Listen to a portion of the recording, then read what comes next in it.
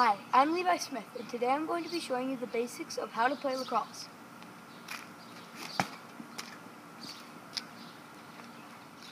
The first two concepts that you should learn in the sport of lacrosse is passing and catching.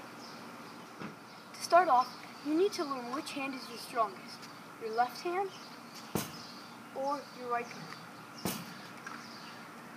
After figuring out which hand is your strongest and what best suits you when throwing, you need to learn the steps of passing.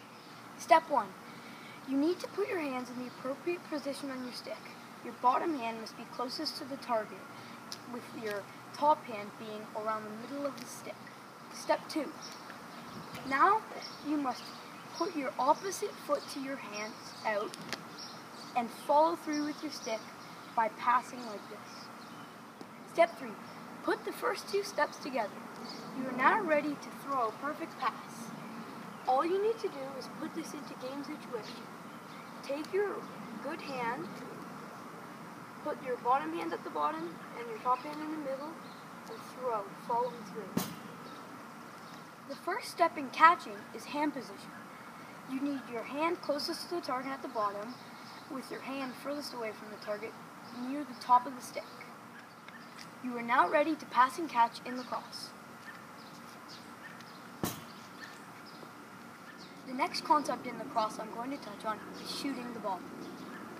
Shooting is much similar to passing in the state that you are using the same basics with the same hand position, except the only difference is that you are throwing the ball more harder and at a net. Using the same basics taught in passing, put your hands in the proper positions with your bottom hand at the bottom of the stick and your top hand near the middle. Step with your opposite foot to your hand, but this time plant it and shoot the ball much harder than you would pass, like this.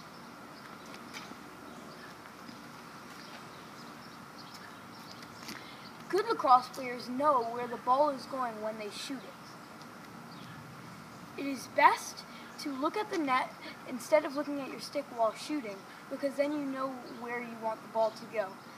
To get the ball in the spot you want to go, you need to put the most force in, but the perfect amount, so that you know that the ball will travel to that distance without being stopped by the goaltender. The next concept I will teach you is defense. On defense in lacrosse, it is best to keep a low, wide stance with your hips out and your knees bent. You must, when the attacker is attacking, it is best to keep him in front of you by checking him in the lower area around his stomach. Keep him out there and try to keep him on his long stick side. For instance, if he is attacking like this, it is best to push him this way because he has a lower chance of scoring with this angle from here than from here.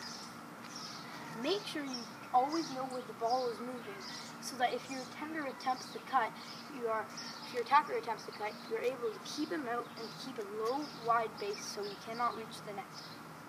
The final concept I will teach you is cradling the ball.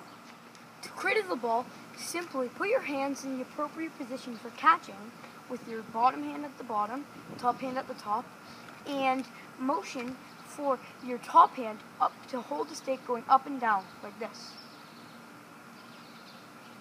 The point of cradling is for when you are going to the net or you have the ball, it is harder for the person that is defending you to swat the ball out of your stick, like swatting it with their stick.